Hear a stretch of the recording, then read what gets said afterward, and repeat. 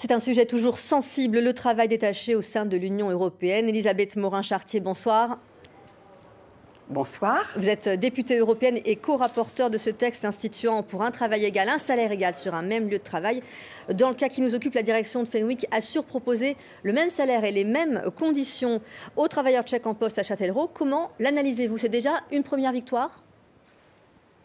Bien sûr, c'est une première victoire puisque notre directive pose le principe politique à travail égal, salaire égal sur le même lieu de travail pour éviter à la fois le dumping social et la concurrence déloyale entre les entreprises. Donc éviter la concurrence entre les salariés, éviter la concurrence entre les entreprises.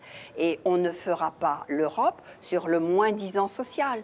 Donc ça n'est pas la peine d'imaginer qu'on puisse construire l'Europe en exploitant des travailleurs tchèques à un salaire inférieur. Et ce qui est vrai pour les Tchèques est vrai pour les Polonais, les Hongrois, les Bulgares et les Roumains, par exemple. Néanmoins, le travailleur étranger est souvent ressenti comme un imposteur. Alors ça, il faudrait changer de regard là-dessus.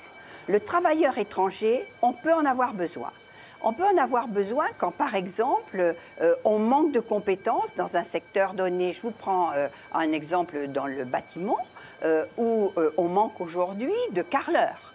Et où nous avons des carreleurs hongrois qui viennent apporter leur savoir-faire.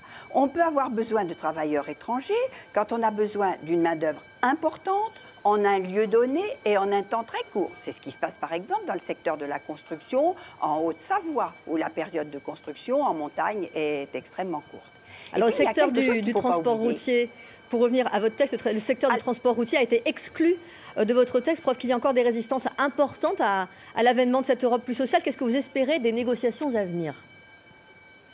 Alors, il y a un point très important, vous êtes dans le calendrier là, à France 3 Poitou-Charentes, parce que mercredi, nous avons un vote très important sur les travailleurs détachés dans le secteur routier. Et nous allons essayer de faire un rapport de force qui nous permette de remonter la qualité de la protection des travailleurs détachés dans le routier. Mais nous sommes en pleine bagarre, et la bagarre est sauvage. C'était aussi l'un des souhaits de Simone Veil, cette Europe protectrice.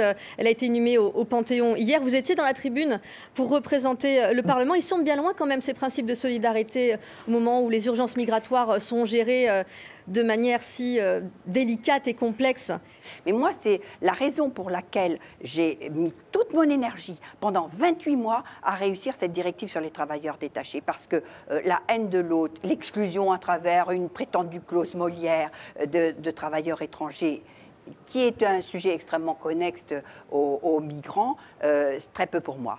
Et effectivement, le message de Simone Veil, c'était justement de dépasser les antagonismes, d'oublier, de transmettre aux générations nouvelles qu'il fallait être fort ensemble et ne pas cultiver la haine. Merci. Or, moi, je sens qu'aujourd'hui, les travailleurs détachés sont plutôt utilisés dans ce sens-là. D'avoir répondu à notre invitation.